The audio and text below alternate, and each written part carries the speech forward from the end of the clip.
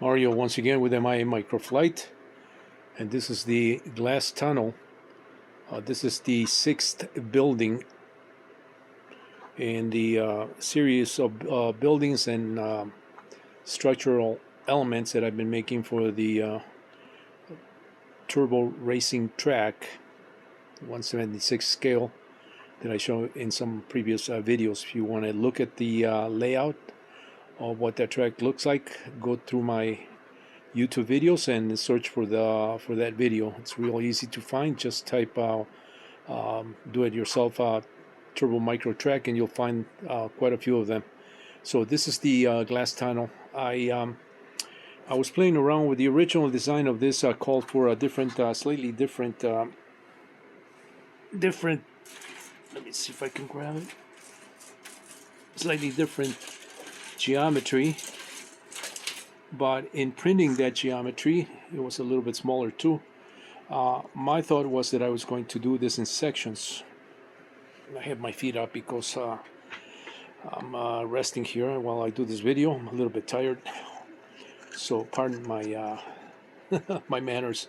So here's the that structure here, and this is how I laid it in CAD. But when I went to assemble this without these stringers, this is missing 3 stringers here on the side, on the top, and the side. I didn't put them there because as I was assembling this, it was getting a little bit skewed. I guess I should have started with the stringers or maybe some carbon rods through holes. That would have been better. But this is the original one that I was hoping to include in that layout. So this was giving me a little bit of a hard time in the assembly, and sometimes that happens. You know, when you print things, sometimes they don't go as you envision them, or you plan them on in CAD. Although you can see the windows are fairly nice, but the windows are printed vertically in this case right here, and it was doing some funky things. My printer was doing laying the plastic here a little bit weird, so I decided not to go that route. And so I decided to just redesign the building and go with this layout here, which is more rectangular. And anytime you go with a rectangular building, it works a lot better from an assembly point because you can glue that. It's a lot easier to connect the corners here. It's a little more squarish, and so you have better support than something that is a little bit less structural. More organic, and so that's the reason why I decided to go with this layout here. And the way I did this, the windows here, is I laid this flat. I calculated a little bit extra material on the side here because of this curvature here. Because anytime you go to from a flat printout and you curve that after the fact, it's going to lose a little bit of it's going to require, I should say, a little more more width because of the curvature here, as if it was just flat like that. So if you measure from here to here, it's going to have a certain measurement. I think this is 2.2.5, I think, or 2.75 from corner to corner. And so if that's the case here, if I were to print this flat, that would not have been enough to do this curvature here. So I had to calculate that as I was designing the flat window, as well as this this framing here. The framing was a little more involved. If you can see here, it's got these little tiny sections here that where I trimmed the extra material, because this was done in smaller frames, and so I ended up cutting those sections there just to get open the area up here. And so I think it looks a lot better than just having all these little windows. I mean, I could have done the same here. Just remove this post here so that it opens up it opens up the tunnel, and it's not so it doesn't have so many columns there. But I think it's in this particular case it's okay. So I'm going to leave it. I could trim this, even though this is already assembled. I could trim this, but I think I'm going to leave it alone here. And this is just for decorative purposes. It's not meant to be any.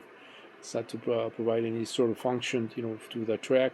It's just one of those buildings that just was part of that section of buildings in on the west side of the layout. So if you look at my layout in the CAD model, you'll see this layout there, and so that's just a tunnel that I decided to do. Just it's sort of a connect between that hexagon building and that other rectangular building, the low profile one. So this is done, and I already showed this building, so I'm not going to go too much into detail here. This is the other building that's on the other side, which balances the layout in the track layout. It balances this one is on the east side of the layout, and this is part of the other buildings. If you notice here, some of these windows there, they look a little bit darker, more. It's a deeper blue than these guys here. It's because when I went to do these, when I was doing these, I was doing the windows a little bit thicker, and so I think on one of these sides is a little bit lighter.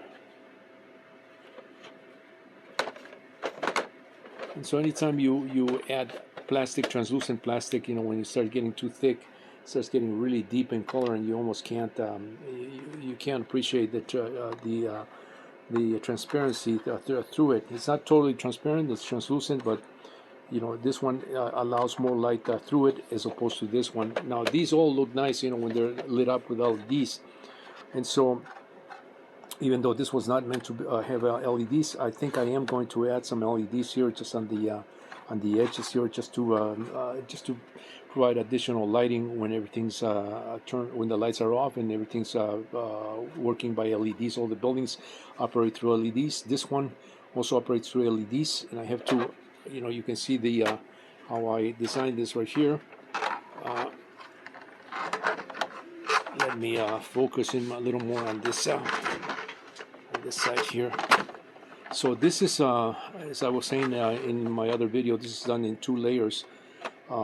First layers is this two level section here, which is done as one panel, and then this the other panels are very similar, and then everything's connected on the corners, sort of tongue and groove, so that everything is there we go, so that everything is locked. And you can see it's got perforations in the corners here to allow the wiring, the light, the LED light wiring to go through the bottom. But this is how all my buildings are done.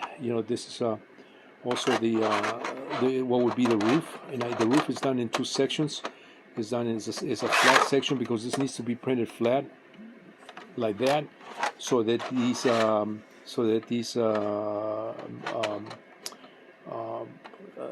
sections that stick up, are printed upwards, is on the printer. And so this edging right here has to be done separate also. So this edging right here is added with also that edging also has a step, and that step is so that it wraps around the flat edge of this roof, and so it provides that that finish on the roof. So that is that offset there, so that sticks inside the building. And this one is a little bit snug. I'm having a little hard time here with one hand, but that one sits there. And this building right here is done in similar way. No, this one the white section here, the walls were done as one piece vertically like that. That's why it's got these kind of a sort of very mild imperfections here in the printout, because this was printed vertically. If I would have done this as flat pieces like that and assemble all 4 sides, it would have been the same as the ones at the bottom, which are nice and clean. You can see how clean that the vertical columns of those windows are, or the framing. And so this one was just done as one piece, just to simplify it. And it's not a big deal. If I hadn't told you that, you probably would not have noticed that, and you probably would not notice it when the building's assembled. But the roof is done the same way. It's got the that recess section, so that it inserts into this this